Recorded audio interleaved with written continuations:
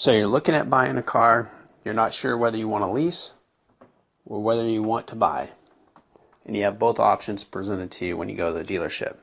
Maybe you're a business owner and you're weighing out what may be the best as far as your business purchase. I want to review this because there are some hidden details inside lease contracts that are going to be important for you to review if you are weighing out these two things. And then also, before I do that, I just want to go over a couple things of why a lease, who it works out for. Because when you hear these, it might rule you out right away, and then you can just not listen to the rest of the video. So, leases are built for people that fit these three categories. One, they drive less than 15,000 miles a year. Two, they keep their cars pretty well maintained, meaning the interior, scratches, dents, all those things, the car looks almost new after 3 years. And the third characteristic is that this type of person likes to drive a new car, relatively new. They don't like driving older cars. Every 3 years, they like to update a car. Every 2 years, they like having the newer vehicle. If those characteristics fit you, then you're in the lease conversation. If those don't fit you, then you probably don't need to listen to the rest of the video. Just tell them you want to buy, you don't want to lease. So if you are someone who wants to lease, there's some points in a lease contract that you're going to want to review. The first one is going to be whether or not the lease contract you're being offered is close-ended or if it's an open-ended lease. Now, this has to do with what the dealer has in the contract written down as the residual value of the car. What that means is the car's value after the lease is over. So let's think about a typical 3-year lease. 3 years from now, the vehicle that you're being offered will have a value. What it is, we don't know. We can kind of take some guesses at it. Well, that's what they're doing in the residual value in that lease contract. They're taking a guess at what that car will be worth. Inside your contract, you need to be leery of that residual value being extremely high. So, let's go through an example. If you're buying a $50,000 car and you come back to the dealer 3 years later and your contract, it said the residual value was going to be $40,000. You need to walk away from that contract. There's no way your car is going to be worth only $10,000 less 3 years from now. Whereas if that residual value was $15,000, that's a pretty good lease. There's a good chance that a $50,000 car 3 years from now is going to be worth $15,000. Now, this is extremely important in what they call an open-ended lease. One way you can get around this is you can get a close-ended lease.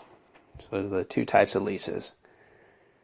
You have open-ended means if you get an open-ended lease, you're going to be responsible for making up the difference in what the car's value actually is and what that residual value was in your contract. So there's a lot of risk there. If you get a close-ended lease, then you don't have to worry about that. If there's a big difference in between the two, that residual value in the contract isn't going to matter as much, because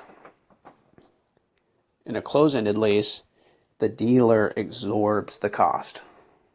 So keep that in mind. If you could kind of get a close-ended lease, you don't have to worry as much about the residual value.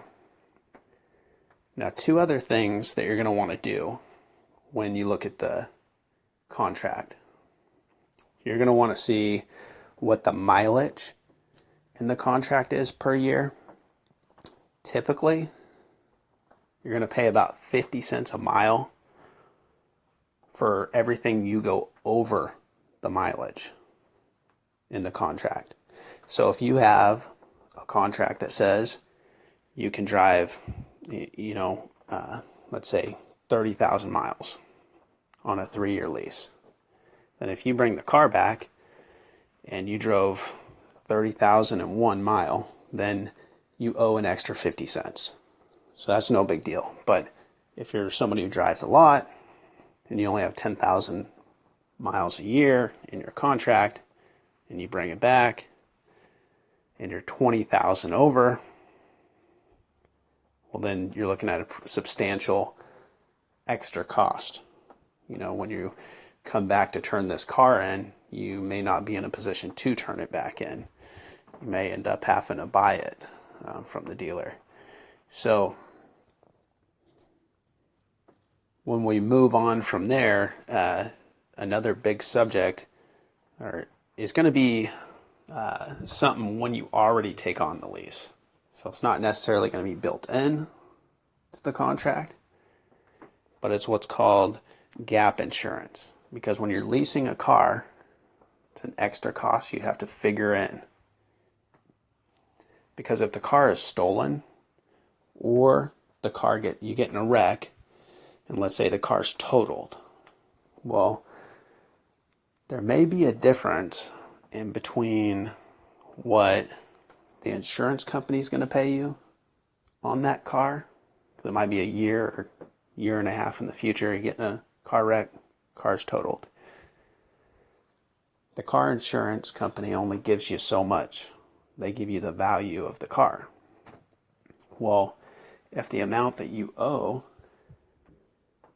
on the vehicle or the residual value is less, then there's going to be a difference there.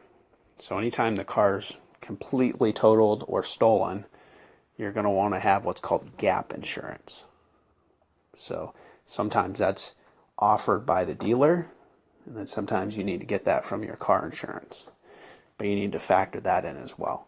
So those are some details that have to do with the contract. And again, to review that, if a lease is good for you, it means that you're someone who drives less than 15,000 miles a year, you keep your car well maintained, and you plan on driving for 3 years or less. All right, take care, guys.